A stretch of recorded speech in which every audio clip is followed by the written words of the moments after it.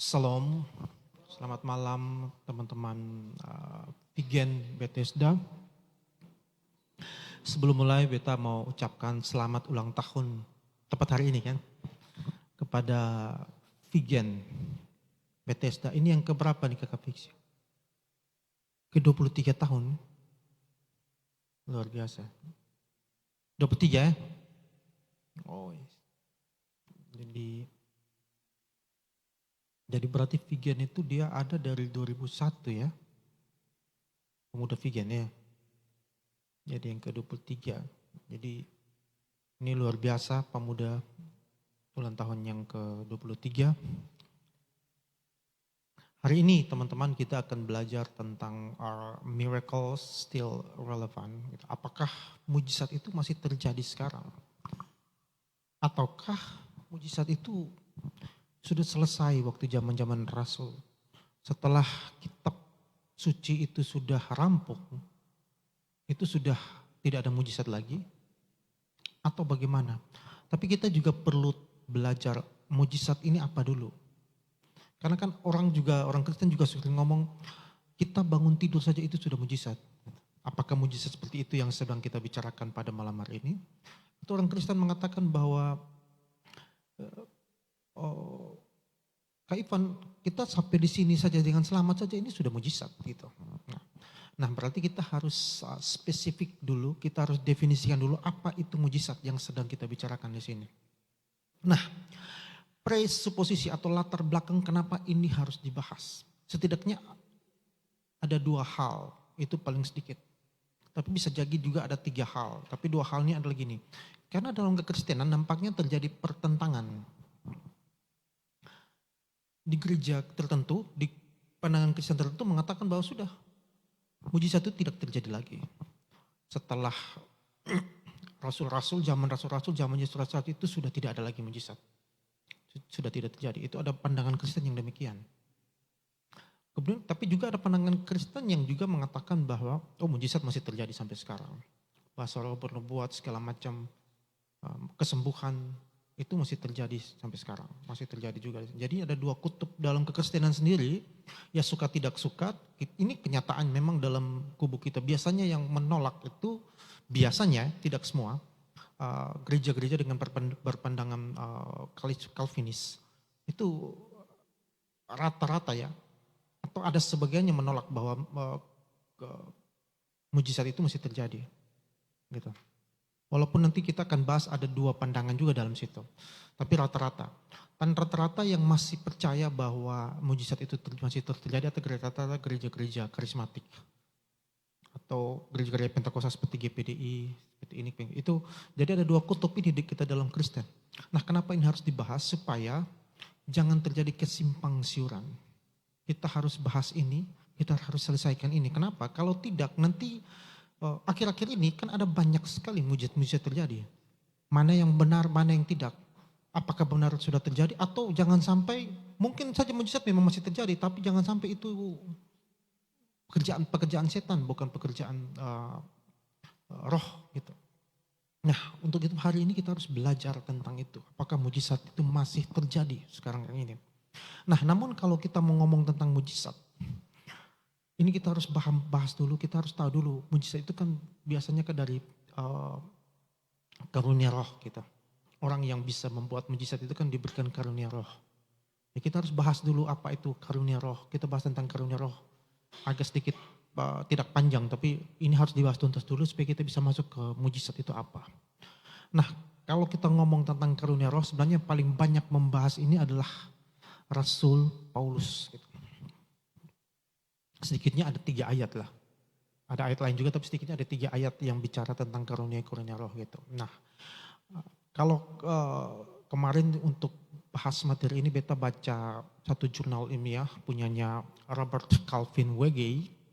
Dia mengatakan begini, menurut Rasul Paulus yang dimaksud dengan karunia roh adalah suatu kesanggupan khusus yang diberikan Allah kepada setiap orang percaya sesuai kehendaknya guna dipakai bagai kepentingan jemaat sebagai tubuh Kristus. Itu tujuan karunia roh itu. Dia harus bertujuan bagi membangun iman jemaat. Itu tujuannya harus itu.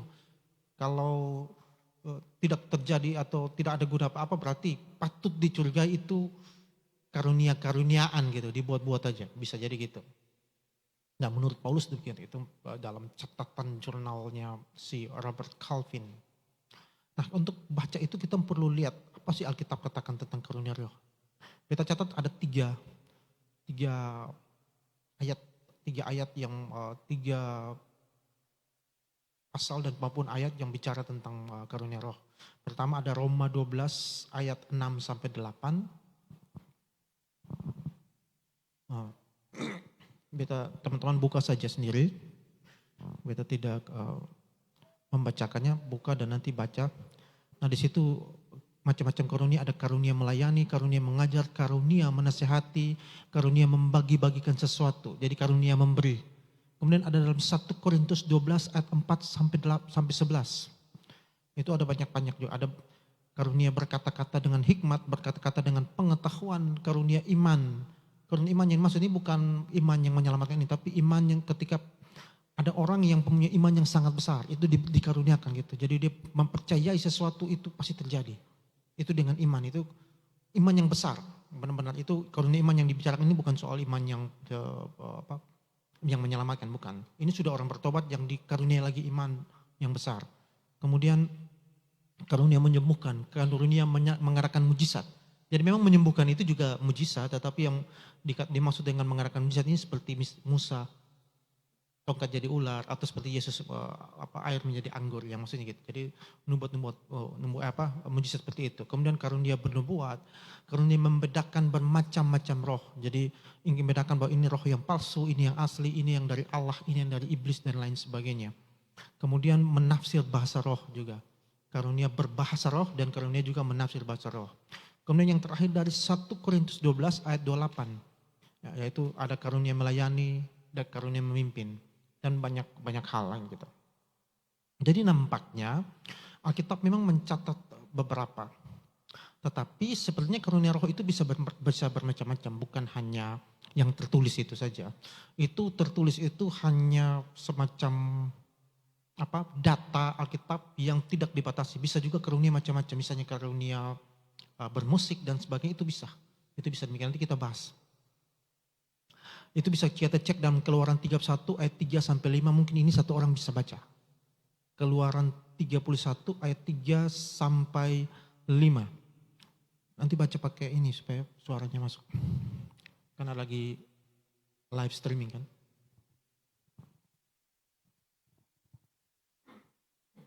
Keluaran pasal 31 ayat 3 sampai 5. Yep. Dan telah kupenuhi dia dengan roh Allah, dengan keahlian dan pengertian dan pengetahuan dalam segala macam pekerjaan, untuk membuat berbagai rancangan supaya dikerjakan dari emas, perak, dan tembaga, untuk mengasah batu permata supaya ditata, untuk mengukir kayu, dan untuk bekerja dalam segala macam pekerjaan. Nah itu kan, jadi karunia ini bisa macam-macam. Yang disebutkan dalam Roma, dalam Korintus 12 itu, 1 Korintus itu hanya beberapa yang disebutkan, tetapi karunia bisa macam-macam. Mungkin bisa karunia, kalau salah satu pendeta bisa biasanya karunia untuk cari dana dan lain sebagainya. Itu bisa ada orang yang dia punya kemampuan lebih kurang, tapi ada orang yang kita lihat kan, ada teman-teman yang mungkin ini kita ada antara dua ya, bakat dan karunia. Ada orang yang kalau dia pergi dekati orang untuk misalnya bawa proposal, kok mudah sekali gitu. Kan ada orang yang punya kemampuan marketing lah seperti itu.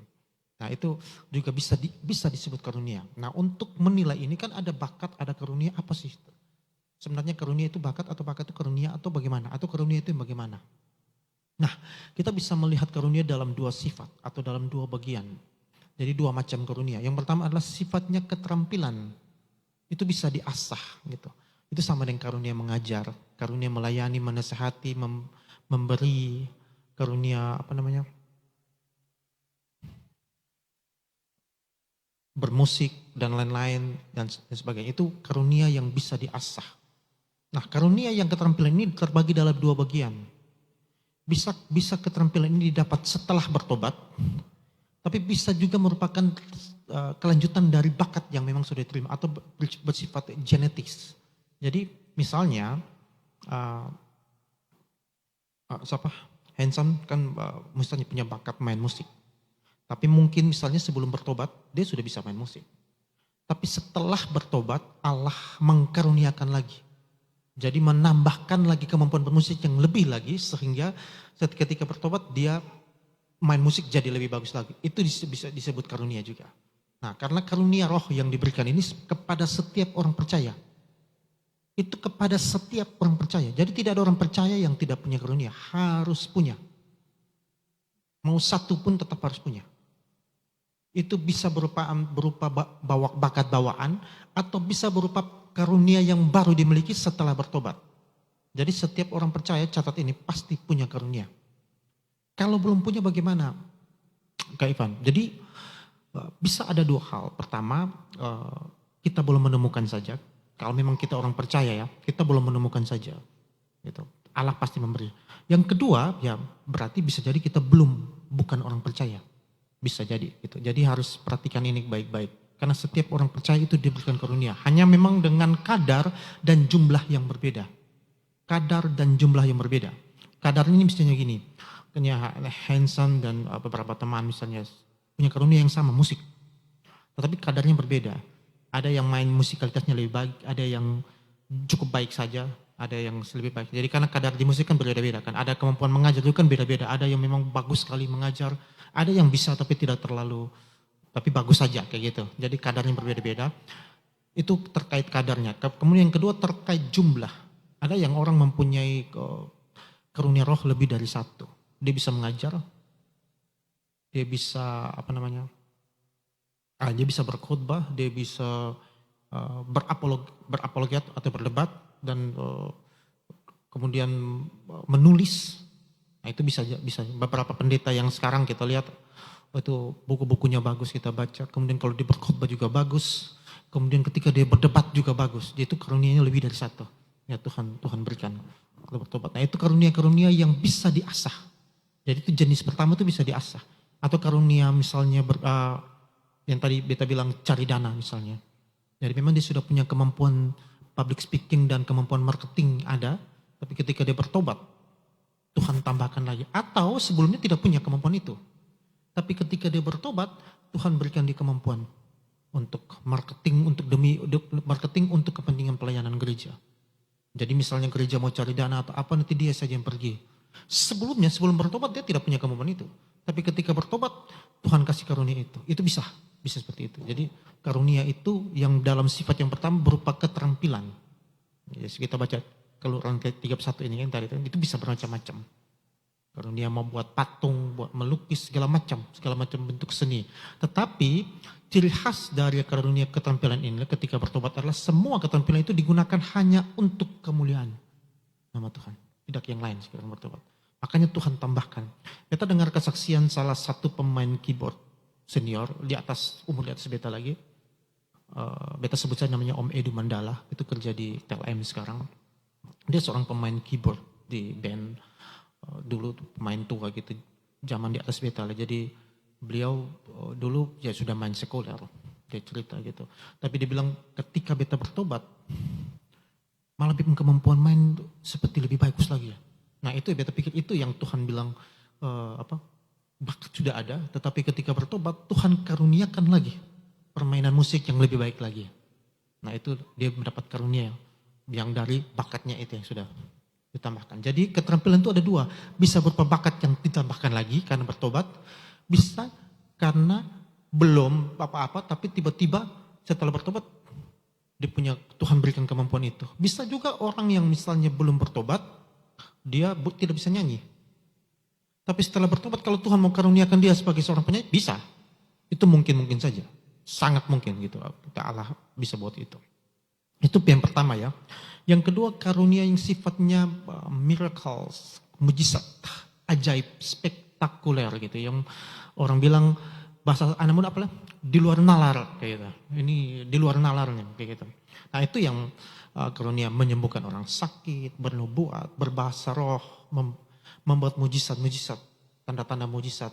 Kemudian mengusir setan, menafsir menerjemahkan bahasa roh dan sebagainya. Itu yang bersifat supranatural. Nah itu untuk kemampuan ini mungkin ya, Alkitab beta coba periksa, beta tidak tahu. Beta tidak berani mengatakan bahwa kemampuan ini tidak bisa dilatih. Beta tidak berani katakan itu. Mungkin saja bisa dilatih dalam artian Allah yang memberikan dan kemudian bisa di-upgrade dengan lebih semakin hari semakin baik seiring dengan kemampuan pelayanan dia atau iman dia dan sebagainya lah. Tidak tahu. Tetapi kemampuan ini bukan bakat. Sudah pasti bukan bakat. Ini hanya dimiliki Tuhan kasih cuma-cuma ketika kita jadi orang percaya. Di Alkitab kan di ayat kan tulis ada yang diberikan secara cuma-cuma setiap orang percaya. Nah karunia yang dalam sifat yang pertama keterampilan maupun sifat yang kedua sifatnya mujizat ini karunia yang diberikan Allah kepada orang percaya. Jadi orang percaya itu pasti dapat karunia ini. Sekecil apapun. Jadi teman-teman juga jangan berkecil hati karena setiap orang tuh Tuhan kasih dengan jumlahnya masing-masing. Dengan kepentingan Tuhan. Satu kepentingan Tuhan. Dulu kalau tidak salah beta mungkin pernah bawa tentang second person. Khotbah tentang second person adalah orang dianggap orang nomor 2. Kalau ketong di organisasi yang suka di kepentingan biasa pakai bilang gini, ada yang disebut dengan sexy way. Kan seksi acara, seksi ini. Ini sexy way. Lu pisini doh, lu pisini doh. Jadi dia itu kita anggap sebagai orang yang tidak punya kemampuan organisasi yang baik. Bukan punya jiwa kepemimpinan, mungkin tidak paham organisasi dan sebagainya. Kita tidak gitu. Ada orang yang kita anggap seperti itu. Tetapi kalau dia tidak ada, bisa lumpuh.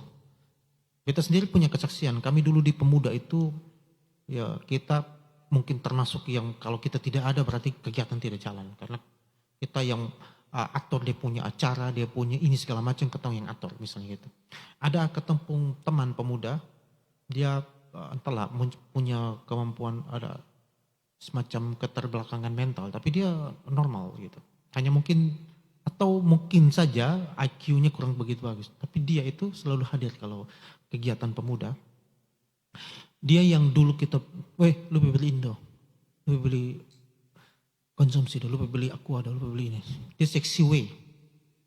Satu kali kita kerja sudah sampai tengah malam, sudah lapar dan haus. Dia tidak ada, biasanya dia ada. Kemudian kita mulai, sudah lapar, siapa mau beli? Semua satu lihat satu tidak ada mau beli. Dan dia tidak ada, susah sekali kita. Jadi akhirnya susah, dia disebut second person. Jadi mungkin dia memang Tuhan karunia itu bisa merupakan karunia. Jadi kemampuan dia untuk membackup hal-hal yang tidak bisa kita backup. Yang ketong sebut sekarang sexy way itu. Ketong kadang suka anggap remeh, tapi kalau orang itu coba saja kalau tidak ada. Pasti ada lah di keluarga di mana itu pasti ada lah. Ada orang-orang yang begitu. Coba kalau dia tidak ada. Di keluarga kami juga ada yang Bapak siapa? Itu biasa antar undangan. Biasa antar undangan. Kalau kita tuh kalau mau acara keluarga atau untuk kirim undangan kasih dia. Pasti beres. Kalau dia tidak ada, ini pasti siapa yang mau antar kayak gitu. Itu kecil, tetapi kalau Tuhan mau pakai itu sebagai karunia itu bisa jadi karunia. Nah jadi teman-teman yang merasa bahwa beta kayaknya tidak punya karunia, selidiki baik-baik apa yang Tuhan berikan bagi kita, apa potensi kita, selidiki baik-baik. Ada orang yang dia dalam kumpulan pemuda misalnya, dia tidak tahu dalam pelajaran dia mau buat apa. Ini semua ada satu main musik, satu di IT, satu di apalah. Leader, satu aktor ini, beta apa gini. Dia lupa dia tuh punya kemampuan misalnya bisa melukis, menggambar gitu. Ya mungkin lu tidak diperlukan dalam manajemen ini, tapi lu Tuhan kasih kemampuan ini untuk misalnya suatu saat pemuda mau cari dana, akhirnya lu gambar, melukis hal-hal bersifat rohani terus dipakai untuk dijual di jana. Itu yang karunia. Jadi ada banyak hal. Jadi jangan mempersempit pada hal-hal yang sebatas, karunia bernubuat, karunia main keyboard, main bass. Sempit itu ada banyak hal yang Tuhan bisa pakai. Ini kan kita sudah baca kenapa tadi beta minta kakak Piksi baca Keluaran 31. Itu kan hal-hal yang Tuhan pakai untuk membuat apapun, tukang batu, tukang kayu itu juga karunia. Gitu. Di jemaat kami di tempat beta di sana, itu rata-rata kita punya anak muda dan orang tua itu jago atau tukang. Di gereja itu mereka yang kasih berdiri. Tapi kalau dalam kegiatan-kegiatan keutamaan gereja mereka tidak begitu muncul karena mereka bukan mungkin ya bukan orang yang dianggap punya kemampuan manajerial yang bagus dan sebagainya. Tapi kalau dekor mereka tidak ada dong, orang susah, orang gereja susah. Iya, gitu. Karena dekor tuh mereka kerja itu cepat sekali dan jadinya bagus sekali gitu. Jadi kayak gitu-gitu. Jadi ada banyak karunia. Jadi kalau sekarang teman-teman merasa bahwa kita punya apa ya? Oke lah, misalnya kayak Handsome, teman-teman ini yang sudah tahu, kayak Fixu yang dia sudah tahu dia punya di leadership, ada yang main gitar, ada yang aktor ini, itu sudah bisa tahu dia di situ. Yang lain mulai bingung, ini Kak Ivan omong ini beta pun apa? Jangan sampai beta bukan orang percaya. Itu bro. Jadi, tapi coba tanya Tuhan dan minta Tuhan. Pasti kasih. Karena di Alkitab Tuhan janjikan itu setiap orang, kepada setiap orang diberikan. Walaupun dalam jumlah yang dalam karunia yang unik dan mungkin jumlah yang tidak banyak, tetapi dan memang itu masing-masing Tuhan dengan hak Tuhan memberikan itu. Nah, jadi semua orang percaya memiliki karunia roh. Coba baca Efesus 4 ayat 7.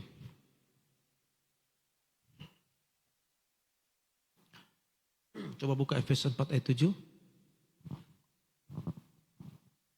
Tetapi kepada kita masing-masing telah dianugerahkan kasih karunia menurut ukuran pemberian Kristus. Gitu kan?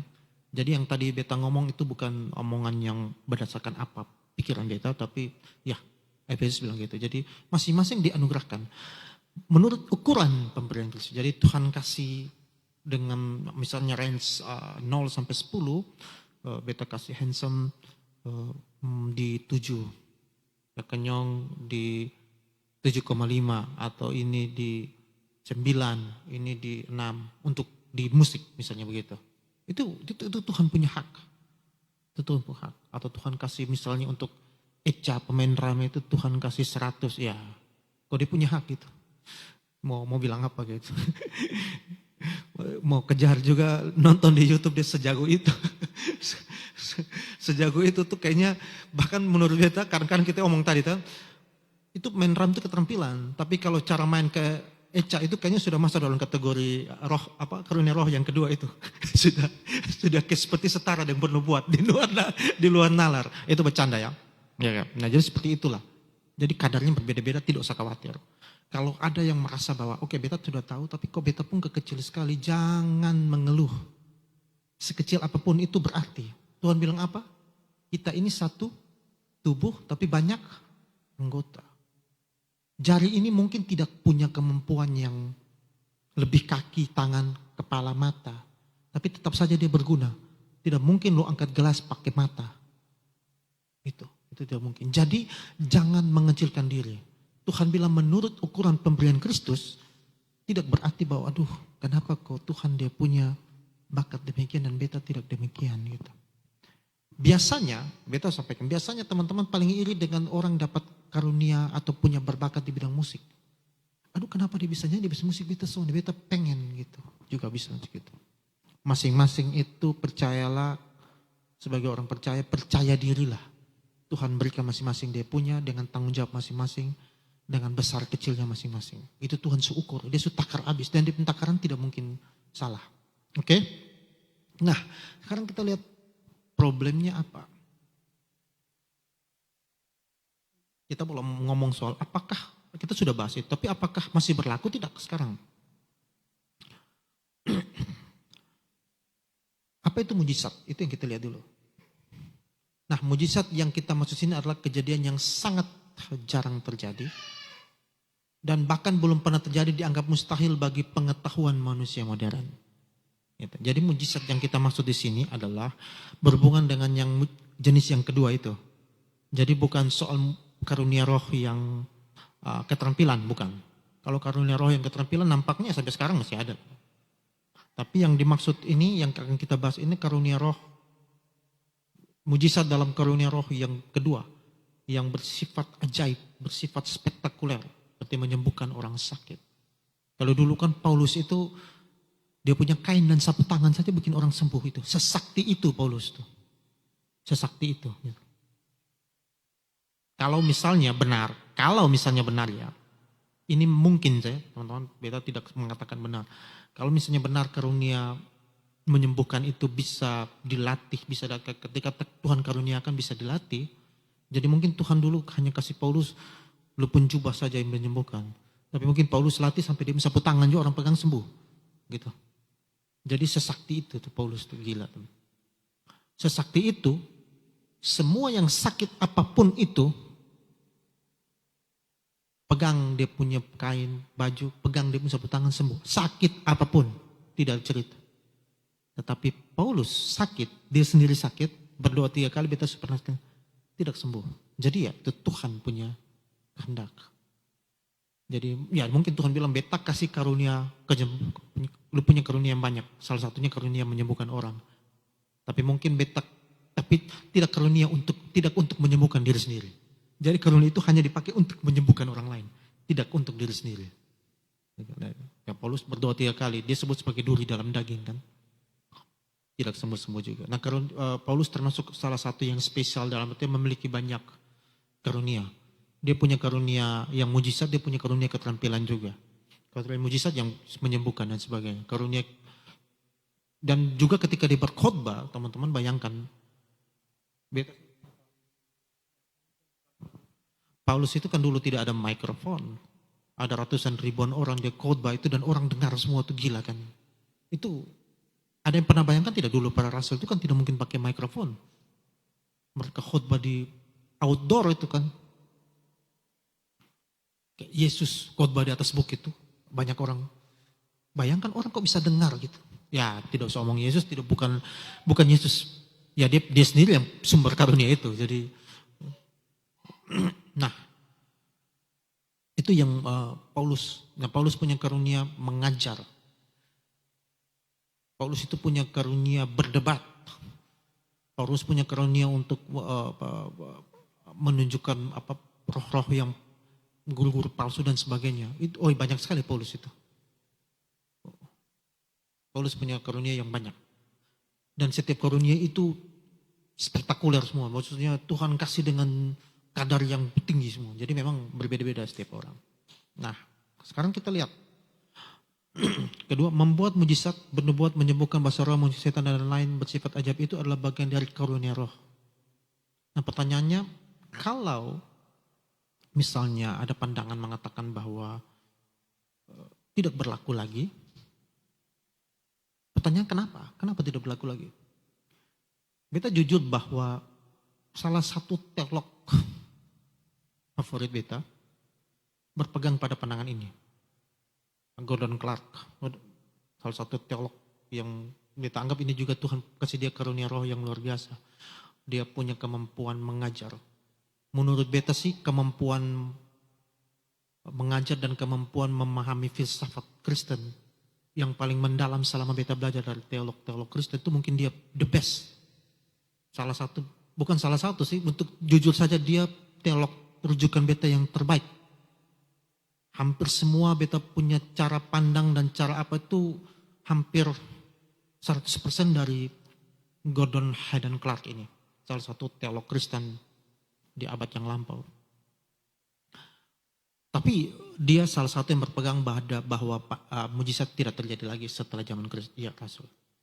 Ya, itu dia punya pandangan begitu. Dia bukan salah satu, biar aku dia adalah satu-satunya teolog yang paling beta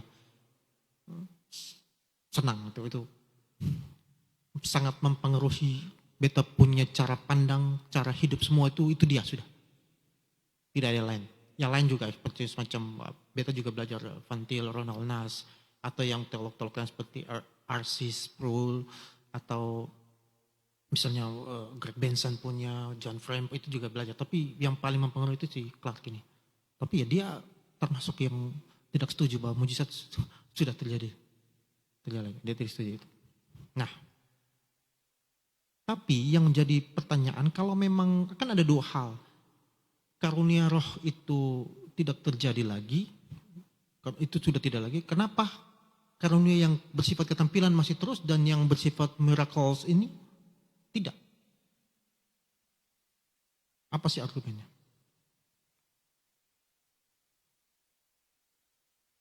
Apakah seluruh karunia roh itu tidak ada lagi? Itu menjadi tidak make sense lagi. Buktinya banyak orang bisa punya kemampuan musik itu juga kan karunia roh kan itu. Yang kita sudah belajar tadi.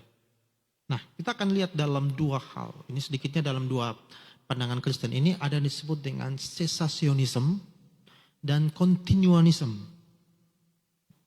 Continuanism itu atau continuationis itu adalah di sisi lain ada orang yang percaya bahwa karunia roh yang sama yang terjadi pada zaman Rasul masih berlangsung hingga kini hari ini. Mereka meyakini bahwa karunia seperti berbicara bahasa roh, menyembuhkan dan karunia lainnya masih relevan dan masih dapat didalami oleh umat Kristen saat ini sebagai bagian dari kehidupan rohani mereka.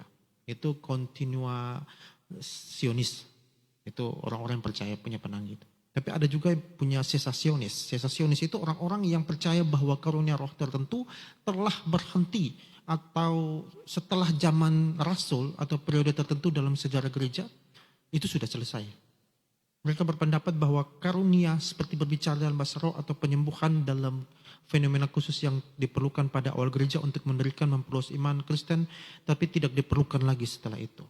Jadi argumen mereka ada dua gitu. Pertama, dulu ya itu diperlukan, memang karunia itu zaman Rasul diperlukan untuk membangun iman dan memang Kristen mula-mula. Jadi itu memang Allah sengaja sampaikan mengkucurkan karunia itu supaya memang karena itu Kristen mula-mula. Tapi setelah jemaat sudah bertumbuh, orang Kristen sudah bertumbuh, kita tidak perlu mujizat karena menurut mereka orang beriman, bertumbuh dalam Kristus itu bukan karena mujizat. Karena apa? Roma 10:17 mendengar firman Kristus. Dan memang iman itu kan timbul firman Kristus bukan karena mujizat. Itu nampaknya juga masuk akal gitu. Dan menurut mereka miracles itu sudah tidak terjadi lagi. Argumen mereka yang kedua adalah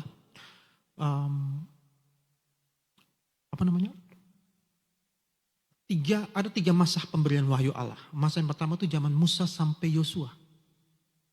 Musa sampai Yosua itu kan banyak sekali mujizat. Musa bikin mujizat depan Firaun dan sebagainya dengan Musa dengan bangsa Israel. Sampai zaman Yosua itu kan bangsa Israel itu betul kelimpahan mujizat itu sepanjang 40 tahun.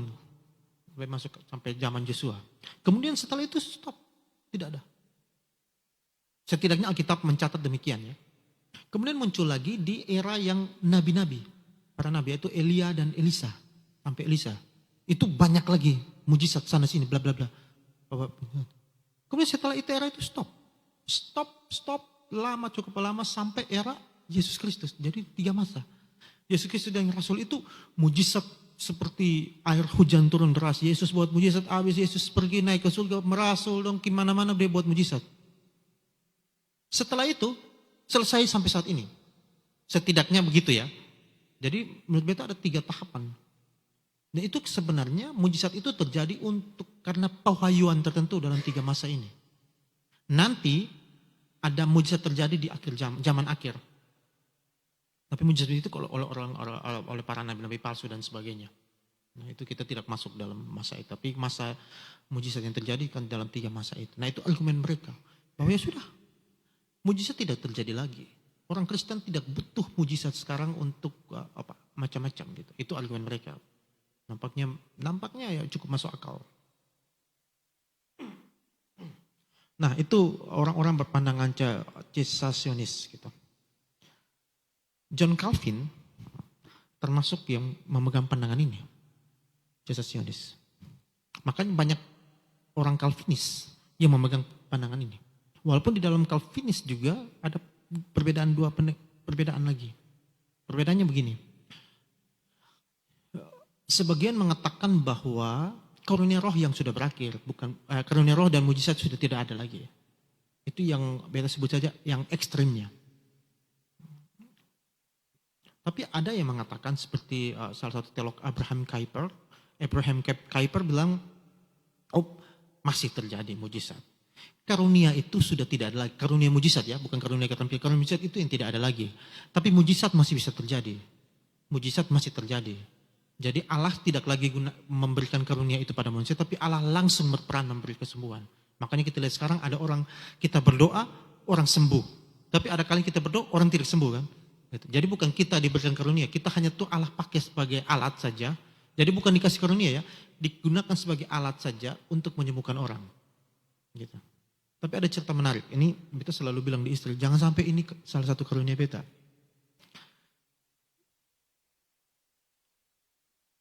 Orang yang sekarat, dari keluarga, teman, apapun itu. Semua, sejauh ini ya, semua yang sekarat itu setiap kali beta berdoa mereka meninggal. Semua, tidak ada satupun yang tidak. Yang sekarat ya, maksudnya adalah beta tidak berdoa untuk kesembuhan. Entah bagaimana setiap kali berdoa itu berdoa sudah merasa bahwa mereka ya sudah ini Tuhan atau lepaskan. Salah satu beta punya om sendiri itu sudah lebih dari 10 tahun itu. Sekarat di tempat tidur sudah belum mati tidak mati, hidup tidak hidup. Ada berkali-kali itu pikir mati, tidak mati, tidak mati, tidak mati, tidak mati, tidak mati. Satu kali Bip Mama panggil, lu datang ke doa pelepasan. Bapak tua. Bilang iya. Jadi beta pi dan beta doa pelepasan. Begitu doa pelepasan, Bapak tua habis itu, potong pulang dengar kabar Bapak tua hembuskan napas. Meninggal. Tetapi masih ada saudara yang bilang, dia beberapa kali begini. Hampir mati dan akhirnya dan memang beberapa kali begitu. Tapi waktu itu setelah beta berdoa, beliau benar-benar meninggal. Dan kita kuburkan. Dan beberapa yang beta doakan. Tapi gini, kalau orang ada di situ, biarpun sekarat sekalipun, kalau beta tidak doakan berarti memang dia tidak mau meninggal. Ada kalanya beta mau menolak, tapi tidak bisa tolak, ya berdoa. Tapi dalam doa itu beta sudah rasa. Setelah itu dan orang itu meninggal. Beta pikir ini kalau karunia ini unik juga, Tuhan kasih karunia khusus untuk doa pelepasan orang. Ngeri juga kayak gini. Jadi kalau ada yang sekarat jangan panggil beta. Jangan. Jadi beta tidak tahu ini, beta tidak tahu. Nanti entahlah ketenggali dulu apakah benar ini apa beta tidak tahu. Tapi gitu, itu yang menarik. Nah, jadi pada dasarnya kita kembali lagi terkait dengan orang-orang Cesasionis ini. Rata-rata orang Calvinis begitu. Ya beta orang Calvinis juga. Tidak percaya pada mujizat gitu. Tapi Abraham Kuyper itu dia bilang karunia roh saja yang berakhir. Tapi kalau mujizat masih bisa terjadi. Mujizat masih bisa terjadi. Bisa. Itu masih mungkin. Dia bilang gitu. Itu menurut Abraham Kuyper. Tapi apakah seperti itu?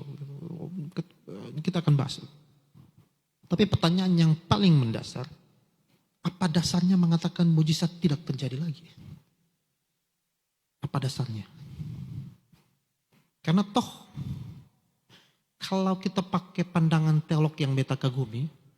Yang ekstrem itu nampaknya kacau. Karena di sini kita lihat, sekarang kita mesti lihat banyak hal, mujizat terjadi itu banyak. Banyak berita yang valid ya. Dan itu terjadi. Yang misalnya dengan sains kita tidak dijelaskan, tapi terjadi. Nah kalau menurut mereka mujizat tidak terjadi lagi, lalu itu siapa yang sembuhkan? Setan. Kan tidak kan gitu. Harusnya Allah gitu. Jadi lemah sekali argumen itu.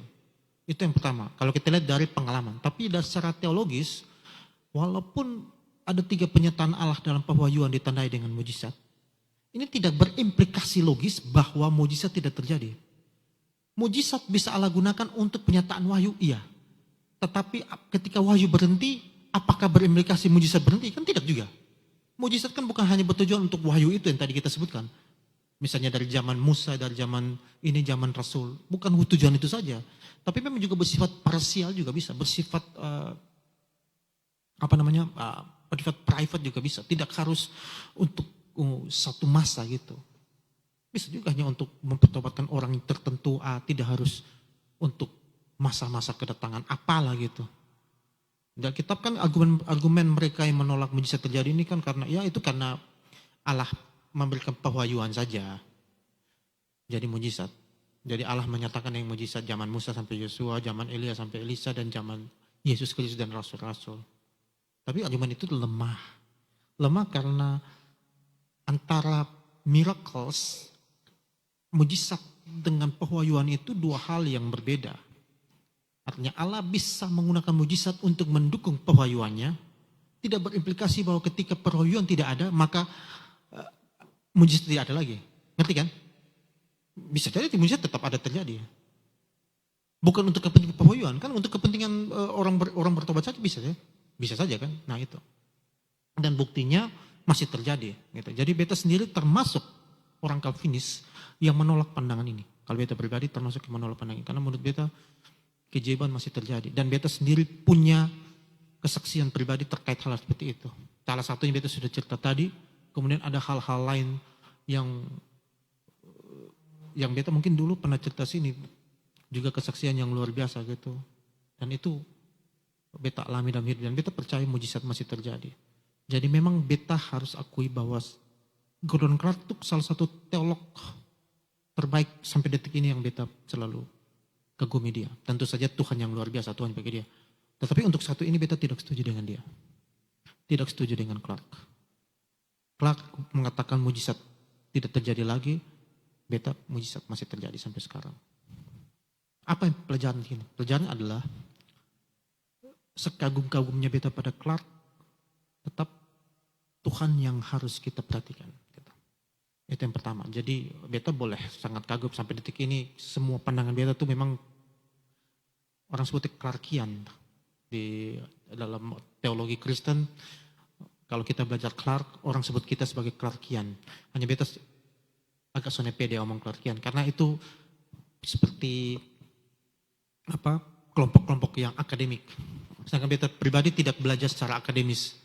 Bukan seorang teolog, bukan seorang pendeta yang hanya memang senang baca buku-bukunya Clark. Kalau misalnya disuruh jadi Clarkian, beta senang-senang. Tapi kalau memproklamirkan diri sebagai seorang Clarkian, beta rasa kurang pede, jadi rasa kemana gitu. Rasa kayak, tapi beta memang sangat suka Clark. Ada juga Van Tillian, itu yang teman-teman teolog-teolog, akademisi, pendeta yang belajar Van Til, pandangan teologi itu berarti disebut Van Tillian. Gitu. Nah itu walaupun sekagum-kagumnya beta pada Clark, beta tidak harus setuju dengan pandangan dia satu ini. Itu yang pertama. Itu yang harus kita pelajari. Sekagum-kagumnya dia kepada siapapun, tetap Tuhan yang paling, supaya apa? Supaya kita clear, supaya kita objektif, supaya kita tidak jatuh dalam penyembahan berhala pada manusia gitu. Kalau bahasa teknis dalam logical fallacy disebut argumentum ad verecundiam. Itu artinya karena ahli, karena populer, karena hebat maka dia pasti benar. Begitu. Clark ini menurut beta salah satu teolog yang menguasai filsafat yang terbaik yang pernah ada menurut beta. Untuk dari abad yang lalu. Ya kalau yang dari awal pertama banyak yang lebih dari, tapi untuk yang abad lampau sampai sekarang menurut beta dia tidak ada yang bisa lawan dia. Buku-bukunya. Kemampuan dia berargumen mungkin menurut beta belum temukan teolog yang sebagus dia. Tapi untuk ini beta tidak setuju. Itu pelajaran pertama. Pelajaran keduanya adalah siapapun dia, sehebat apapun dia bisa saja lemah, bisa saja salah. Clark ini kecil. Beta apalagi. Musa saja Tuhan hukum, artinya tidak masuk tanah perjanjian. Daud saja juga berdosa. Nuh saja mabuk dan telanjang. Itu yang luar biasa yang Tuhan pakai cara langsung, berbicara langsung saja juga bisa. Apalagi Gordon Clark yang teolog hebat yang beta ngomong tadi itu juga punya kelemahan. Nah beta percaya Clark salah dalam hal ini. Ketika mengatakan mujizat sudah berakhir, itu Clark salah, beta percaya. Apalagi beta yang ngomong di sini teman-teman. Yang beta ngomong sini manusia biasa, bukan siapa-siapa gitu. Itu jangan selalu percaya. Makanya beta selalu dulu pertama kali kita bertemu dulu beta belajar tentang, beta kasih materi tentang logika. Artinya apa? Jangan lihat siapa yang ngomong, tapi lu filter di sini dia ngomong benar atau tidak. Bukan dia omong benar karena siapa yang omong, tetapi dia omong benar atau tidak karena kita sudah filter. Bukan siapa yang ngomong tapi apa argumennya. Itu yang penting. Yang berikut Itu sudah sampaikan bahwa kita tidak setuju dengan itu. Mujizat sudah tidak. Ya, apa dasarnya mengatakan karunia-karunia itu mujizat supranatural tidak ada lagi, tidak ada dasar sama sekali. Jadi itu dalam teologi sistematika ya, mereka melihat secara keseluruhan gitu. Tapi menurut beta itu keliru. Ya kalau ada yang tidak setuju, beta tidak masalah. Mau kita diskusikan juga tidak ada masalah. Tidak ada masalah gitu. Karena ini kita juga live streaming, kalau memang ada yang itu tidak ada masalah. Nah, 3 masa pewahyuan atau penyataan Allah tidak berimplikasi mujizat dan karunia mujizat tidak berlaku lagi. Jadi mujizat dan karunia mujizat tentu saja masih mungkin ada dan terjadi sampai sekarang ini. Namun, gitu. Jadi kita sampai pada kesimpulan bahwa oke, mujizat masih terjadi sampai sekarang ini. Namun kita punya problem. Karena 2 kutub ini saling, tadi beta bahas yang kutub yang menolak gitu kan. Sekarang kita bahas kutub yang sangat menekankan soal karunia roh. Nah kadang-kadang kutub yang menekankan soal karunia roh ini juga kebablasan. Kebablasannya luar biasa gitu. Paling kelihatan tuh misalnya berbahasa roh. Padahal Alkitab tulis jelas tuh, eksplisit tuh, bukan implisit. Kalau berbahasa roh harus ada yang menerjemahkan. Ya supaya orang ngerti maksudnya. Tapi yang kita lihat akhir-akhir ini apa? Sering sekali bahasa roh dan tidak ada yang menerjemahkan. Atau pernah lihat ada yang terjemahkan itu? Nah kalau tidak ada terjemahkan apa gunanya coba? Kan tidak ada gunanya. Kan bahasa roh itu kan bahasa dari surga untuk pada umat. Tujuan untuk membangun iman. Nah bahasa roh itu biasanya seringkali itu tidak jelas. Maksudnya bukan berkata-kata dalam bahasa bisa kita ngerti kan. Bahasa roh. Dalam kitab itu ada dua perdebatan juga. Ada yang mengatakan bahasa roh itu misalnya kita orang Indonesia tapi kita bicara bahasa Belanda. Itu juga bisa bahasa roh. Tapi ada yang katakan bahasa roh itu omong dengan kata-kata yang tidak jelas, alien language gitu. Bahasa alien yang biasa kita dengar gitu. Ada yang gitu. Mungkin itu mungkin saja terjadi. Kalau Pak Stephen Tong dia punya kesaksian, dia tidak bisa bahasa Jerman, dia bisa bahasa Inggris, tapi waktu dia khotbah di Jerman, mereka penerjemah itu sakit atau dilarang atau bagaimana itu. Kan dia obat di bahasa Inggris, cuman penerjemahnya pakai bahasa Jerman untuk terjemahkan. Tapi khotbah hari kedua penerjemahnya tidak bisa hadir karena apa? Ya Pak Stephen Tong dia berdoa saja, dia tetap naik saja. Ya mau bagaimana harus tetap berdoa. Di depan ribuan orang. Dia khotbah dalam bahasa Inggris. Habis khotbah turun, orang selamat, orang bilang ini. Pak Tong, kita tidak, dia pakai bahasa Jerman, bahasa Inggris ya. Pak Tong kita tidak pernah sangka kalau Pak Tong juga punya kemampuan bahasa Jerman sebaik itu. Pak Tong sendiri kaget karena dia khotbah pakai bahasa Inggris. Gitu.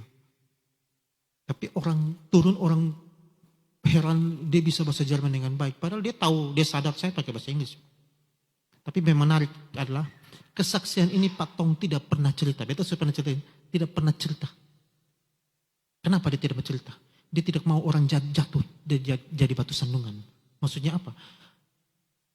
Kita ini kan kalau buat keajaiban terus kita cerita kemana-mana. Ini beta nih yang bikin nih.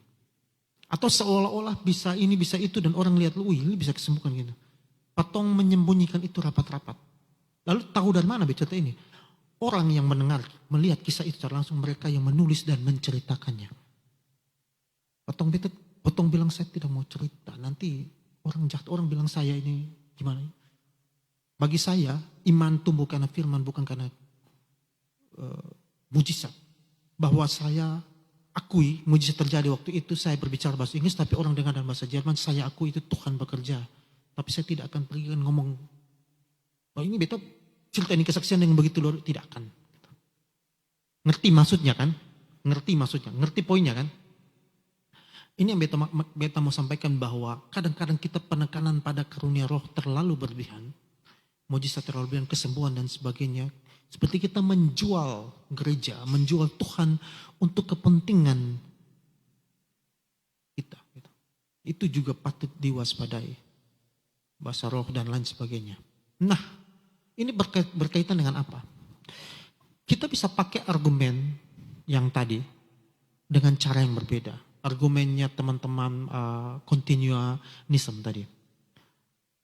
Kan ada 3 masa miracles terjadi. Masa Musa, Yosua, Elia, Elisa, dan juga Yesus yang Kristus. Tinggal ada 1 masa nih. Itu juga Tuhan bilang.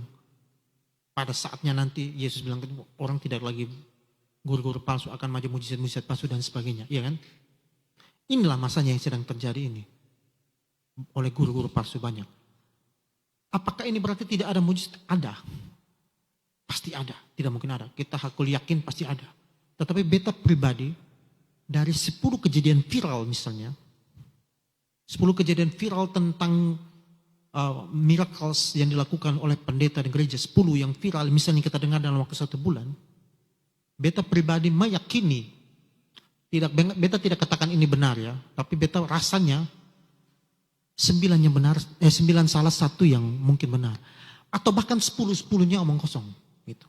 Rasanya begitu. Beta tidak katakan benar, maksudnya beta mau sampaikan teman-teman, karena sekarang kita ada di masa guru palsu, nabi palsu dan lain sebagainya itu lebih gencar daripada ini. Jadi masa di mana mujizat dari setan itu nampak lebih akan kedengaran dibanding mujizat dari yang Allah sendiri. Beta juga agak ragu kalau Allah begitu mengumbar-ngumbar mujizat yang diberikan pada manusia. Dan begitu saja. Di Afrika kan kita lihat jualan dalam KKR kesembuhan itu jualan ini kan sudah banyak kita lihat oleh gereja-gereja karismatik dalam tanda kutip ya. Beta tidak katakan semua gereja karismatik, ada banyak gereja karismatik, pendeta karismatik yang beta kenal bagus, baik. Tapi memang harus diakui ini banyak terjadi di gereja karismatik gitu. Masing-masing gereja punya kelemahan. Tadi beta sudah sampaikan gereja Calvinis juga punya kelemahan. Gereja Calvinis. Dalam artian bukan ajaran tetapi oknum-oknum di dalamnya. Di Afrika itu rata-rata gereja karismatik. Banyak yang mereka sudah tipu orang dan sebagainya. Ada satu kejadian juga di mana gitu. Mereka menyewa pelacur-pelacur untuk dibayar untuk kesembuhan bla bla gitu. Naik panggung sembuh. Mulu bengkok segala macam sembuh. Tapi setelah KKR itu para pelacur ini tidak dibayar. Akhirnya mereka bongkar bahwa ini penipuan. Jadi ini banyak terjadi sekarang. Jadi hati-hati. Benar bahwa miracles masih terjadi, tapi jangan lihat miracles serendah itu, seremeh itu. Apakah Allah seremeh itu untuk membuat mujizat dan sembuh gitu? Karena kita orang percaya ini bukan iman kita bukan karena mujizat. Iman kita adalah Tuhan kalaupun beta sakit dan sampai mati dengan sakit ini, Tuhan tetap teguhkan iman yang ada pada beta diri. Itu iman yang ada pada kita. Bukan Tuhan, beta orang beriman, beta sakit dan beta yakin dan percaya Tuhan ini pasti sembuh. Omong kosong. Itu omong kosong ini bukan soal tapi pernyataannya itu omong kosong. Kita paksa Tuhan itu. Tuhan bisa sembuhkan? Bisa. Apa sih yang dia tidak bisa buat? Dia bisa buat semua. Tetapi kalau Anda beriman pasti sembuh, itu tahu dari mana? Itu kehendak Tuhan. Itu. Maksudnya bukan, Anda beriman, semua orang beriman pasti sembuh dari sakit, itu tidak ada. Paulus yang lebih sakti saja dari pendeta-pendeta yang sekarang saja toh. Beta sudah cerita tadi, dia doa 3 kali sembuh, dia sakit yang mempunyai karunia kesembuhan saja dia punya sakit tidak sembuh kok. Tuhan izinkan sakit itu ada. Siapa kita paksa Tuhan, siapa bilang beriman pasti sembuh? Tidak. Beriman pasti diteguhkan. Beriman bisa sembuh? Bisa. Ada banyak kesaksian orang beriman dan sembuh, banyak. Tapi tidak semua orang sakit, orang beriman yang sakit pasti sembuh. Ngerti kan? Ada banyak orang beriman yang sembuh karena imannya. Tapi tidak semua orang sakit, orang beriman yang sakit itu pasti sembuh. Tidak semua. Ada scroll sana itu video anak-anak kecil yang di Bapak sendiri, dia kurus. Itu kayaknya lagi viral tuh. Dia Bapak tanya, kenapa lu gini? Dia bilang, kita bersyukur. Dia bersyukur Tuhan izin, Tuhan kasih kanker di dia. Jadi dia menjadi anak yang rendah hati, anak yang betul-betul cinta Tuhan. Syukur yang kedua apa? Beta bersyukur ini kanker ada di beta, soalnya di Bapak, soalnya di Mama. Karena dia merasa sakit sekali, dia bilang. Ini anak kecil ini. Dia merasa sakit sekali. Beta soalnya mau Papa di Mama rasa ini. Sakit sekali. Dia Bapak wawancara dia sampai menangis. Dia Bapak bilang dia Bapak sampai bilang, nah beta kalau bisa saja kasih pindah itu sakit di Papa saja. Tapi beta lihat papanya itu, wow, itu menanggung penderitaan luar biasa. Tapi di balik itu, beta yakin dia bapak orang beriman dan dia bapak bersyukur dan bangga dengan itu anak. Jadi itulah orang Kristen, itulah orang beriman. Iman kita tidak tergantung pada mujizat. Makanya kenapa pernah tahun lalu itu Bapak Gembala, Pak Billy, beta selalu melihat Bapak Gembala kalian ini selalu paling berbeda. Di antara gembala-gembala yang maksudnya adalah dia berani ngomong di sini. Jemaat sudah sedikit dia masih ngomong, kalau datang sini mau cari mujizat, dicari di lain. Di sini bukan tanpa cari mujizat. Gila, itu pernyataan yang terlalu berani gitu. Dan itu benar, ya. Datang gereja, cari firman Tuhan untuk apa? Bertobat atau menumbuhkan iman. Itu. Bukan cari mujizat. Waktu omong itu hari, Pak Billy ngomong di saat kita tidak terlalu banyak orang. Kerja pagi tidak terlalu banyak, dia sudah ngomong gitu. Itu kalau semua lari lebih banyak. Lebih sedikit lagi orang. Ya, itu pernyataan yang berani, tetapi beta respect dengan gembala-gembala seperti itu. Itu luar biasa. Kita tidak takut kehilangan jiwa. Tapi kita harus takut kalau gereja itu kehilangan kebenarannya. Sekarang ini ada banyak gereja kehilangan kebenaran hanya karena hal-hal sepele ini. Hanya karena terlalu menekankan soal mujizat. Ada banyak gereja yang apa-apa mujizat dan sebagainya. Ukur iman dari bahasa roh. Tidak bisa bahasa roh, maka tidak beriman.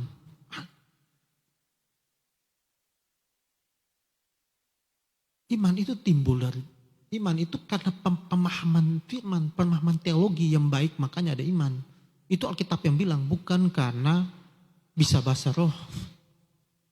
Akhirnya yang tidak bisa bahasa roh menjadi insecure dan merasa dia tidak punya, dia bukan orang beriman, stres, depresi dan lain sebagainya. Tambah lagi mengatakan bahwa bahasa roh bisa dilatih.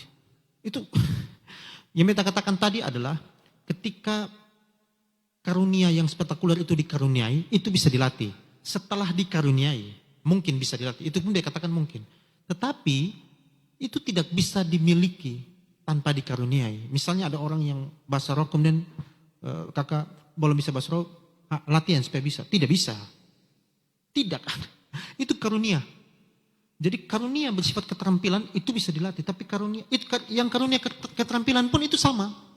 Tidak bisa ada begitu saja. Dia harus dikaruniai dulu. Termasuk misalnya karunia keterampilan mengajar. Itu juga dikaruniai dulu baru bisa mengajar. Apalagi yang bisa membuat mujizat ini. Lebih gila lagi. Itu tidak bisa dibelajar. Belajar dalam artian dari tidak tahu menjadi tahu, tidak. Kalau dari tahu menjadi bertambah-tambah bisa. Ngerti kan? Jadi setelah sudah dapat karunia baru berlatih-latih. Mungkin bisa. Tetapi dari tidak punya karunia sama sekali dan belajar sampai bisa, itu tidak mungkin. Kenapa tidak mungkin? Karena karunia itu diberikan cuma-cuma. Bukan lu berlatih dan dapat. Bukan. Namanya juga karunia gitu. Kalau lu latih dan lu bisa bahasa roh, itu sudah bukan karunia lagi. Itu lu pun hebat sudah. Betul tidak? Itu kita hebat sendiri. Namanya juga karunia, berarti itu diberikan. Jadi kalau bahasa roh itu bisa dilatih dan bisa, itu sudah pasti sesat. Beta berani katakan sesat. Sesat. Dan kesesatan itu datang dari dalam gereja, teman-teman, bukan dari luar. Itu yang harus kita waspadai. Jadi kita ada di masa zaman akhir ini, di mana mujizat terjadi di mana-mana dan hampir bisa dipercaya bahwa sebagian besar itu mungkin omong kosong. Beta tidak lagi menyebut nama-nama pendeta dan sebagainya yang ada di Indonesia, tapi nampaknya yang populer itu menurut beta itu omong kosong. Matius 24 ayat 5. Sebab banyak orang datang dan memakai namaku dan berkata, akulah Mesias, dan mereka akan menyesatkan banyak orang. Bayangkan. Banyak orang datang berkata aku Mesias dan menyesatkan banyak orang. Banyak orang datang. Ini yang beta gambarkan tadi. Dari 10 mujizat, nampaknya 10 bisa jadi omong kosong. Ataupun kalau ada yang benar mungkin satu saja. Maksud beta adalah beta tidak katakan ini sebagai patokan jumlah itu. Tetapi sebagai bentuk teman-teman waspada. Saking bahaya kita ada di masa ini, masa nabi palsu ini, masa guru palsu ini, masa mujizat palsu ini. Matius 24 ayat 24. Sebab Mesias palsu dan nabi-nabi palsu akan muncul dan mereka akan mengadakan tanda-tanda yang dahsyat dan mujizat-mujizat. Sehingga sekira mungkin mereka menyesatkan orang-orang pilihan juga. Yang pertama, beta sudah bilang, akan sangat banyak. Bahkan jumlahnya lebih banyak daripada mungkin, rasanya jumlahnya lebih banyak daripada mujizat yang Tuhan berikan. Daripada yang, jadi setan punya lebih banyak untuk masa sekarang ini. Jadi mungkin saja, beta kasih gambaran. Jadi jumlah ini jangan patokan. Dalam 1 bulan ada terjadi 10 mujizat. Ya mungkin dari Tuhan itu 1 saja, 9 itu dari iblis. Maksudnya itu gambarnya gitu. Jadi sekarang ini lebih banyak yang Alkitab sini, Matius bilang, akan sangat banyak, akan banyak gitu. Yang kedua, iblis dan mereka bisa buat mujizat. Yang beta ceritakan tadi kan mujizat omong kosong di Afrika itu. Jadi itu bukan mujizat. Tapi mereka bisa melakukan benar-benar mujizat. Masalahnya bedanya adalah sumbernya yang berbeda. Sumbernya dari setan tetapi memakai nama Tuhan. Memakai nama Yesus, memakai nama Mesias. Gitu. Jadi ini yang paling bahaya. Karena benar-benar terjadi mujizat. Bahkan orang sembuh bisa sembuh benar-benar sembuh, bukan omong kosong.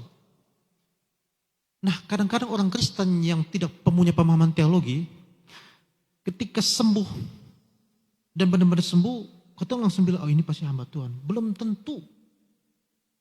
Beta kesaksian gini. Beta dan Meto ini termasuk orang yang suka persekutuan. Beta saking pesimisnya dengan persekutuan doa, beta hampir tidak percaya persekutuan doa yang ada di, ya beta tidak sebutkan, tidak enak nanti. Tapi beta harus ngomong jujur bahwa hampir beta tidak percaya. Lebih banyak, menurut beta lebih banyak omong kosongnya. Kalau Meto beda, dia lebih suka persekutuan. Ketika kita udah menikah di awal-awal itu dia sering bawa beta kesana kemari. Nah, satu keuntungan, beta anggap saja karunia. Karunia yang Tuhan berikan pada beta kemampuan membedakan. Karena beta sangat suka belajar teologi. Tapi di mama satu yang di Sikuman ini 1-2 kali beta pelajari. Lalu kita ulang lah ya.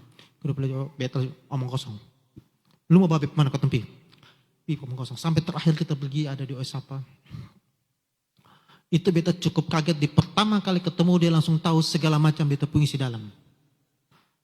Ini beta tahu, ini mujizat itu. Dan itu tidak mungkin dia tahu. Jangan dia, Bapak istri saya tahu untuk hal tertentu. Tapi dia tahu. Tetapi beta tidak langsung percaya. Karena iblis juga bisa buat begitu. Maksudnya beta adalah, beta tidak katakan itu hamba Tuhan yang baik. Dia sudah meninggal ya. Tuhan yang baik. Mungkin satu-satunya hamba Tuhan yang beta percaya selama keliling-keliling dia saja. Bila sudah meninggal. Maksudnya di persekutuan doa maksudnya. Bukan hamba Tuhan semuanya, tidak ya. Bukannya pendeta, bukan. Kalau pendeta banyak yang baik. Maksudnya yang persekutuan doa yang kita keliling-keliling itu. Satu saja itu. Dari sekian banyak kita keliling, satu saja itu yang beta percaya. Tapi itu pun di awal, beta ukur dia betul-betul. Satu kali betul-betul ketempi ulang, memang ukur dia betul-betul. Ukur 2, 3 kali, 4 kali, oh ya ini orang benar. Artinya dari 100 kali dia ada satu yang benar kayak gitu. Jadi pasti ada. Tetapi ingat, lebih banyak yang, jadi ingat ini baik-baik. Pelajaran hari ini, ingat baik-baik. Karena kita gampang jatuh di hal itu. Kita tidak akan jatuh dengan, beta percaya anak vegan tidak akan jatuh dengan orang suruh mencuri, ikut tidak. Orang suruh perkosa, tidak. Itu jauh dari itu. Tapi yang kayak gini-gini, kita bisa jatuh. Kok dia pakai nama Tuhan? Ini Matius 24 ayat 24 ngomong. Matius 7 ayat 22-23. Pada hari terakhir banyak orang akan berseru. Ingat ini. Kepadaku, Tuhan, Tuhan, bukankah kami bernubuat demi namaku dan mengusir setan demi namamu dan mengadakan mujizat demi namamu juga? Pada waktu itulah aku berterus terang kepada mereka dan berkata, aku tidak pernah mengenal kamu, enyalah dari hadapanku, daripadaku kamu sekalian pembuat kejahatan. Nah, jadi nampaknya akan lebih banyak mujizat palsu daripada mujizat yang benar kan? Di zaman akhir ini. Menuju ke akhir zaman. Jadi poinnya dapat ya. Mujizat. Ya dan amin masih terjadi. Masih ada orang yang di Tuhan karunia, berikan karunia roh. Masih ada. Tapi kita perlu teliti untuk melihat bagaimana cara. Ya belajar firman. Tidak ada cara lain teman-teman. Belajar firman supaya bisa bedakan mana yang palsu dan mana yang bukan. Kalau tidak, wah bahaya. Oke, kita hentikan sampai sini. Ini sudah lumayan. Oke, itu saja teman-teman. Semoga kita bisa belajar dari ini dan beta harap jangan sampai di sini. Karena ini hal yang cukup sangat terjadi sekarang ini. Pulang dan ceritakan pada saudara semua. Kalau kadang-kadang kan kita suka sedikit-sedikit, mari kita hamba Tuhan ini. Jangan cepat percaya dan sebagainya. Kasih nasihat. Kasih nasihat pada mereka. Ingat ada karunia nasihat. Jangan sampai teman-teman ada punya karunia nasihat juga. Begitu. Jadi pegang ini baik-baik. Jangan simpan sendiri dan bagikan itu pada yang lainnya. Jadikan ini sebagai perisai, sebagai senjata, sebagai alat senjata kalian untuk bisa dipakai dalam menghadapi hal-hal seperti ini. Kunci cuma satu, ya belajar firman, baca Alkitab supaya ngerti. Kalau tidak, kita tidak bisa bedakan mana baik, mana benar. Yang bisa kita bedakan karena kita belajar firman. Amin.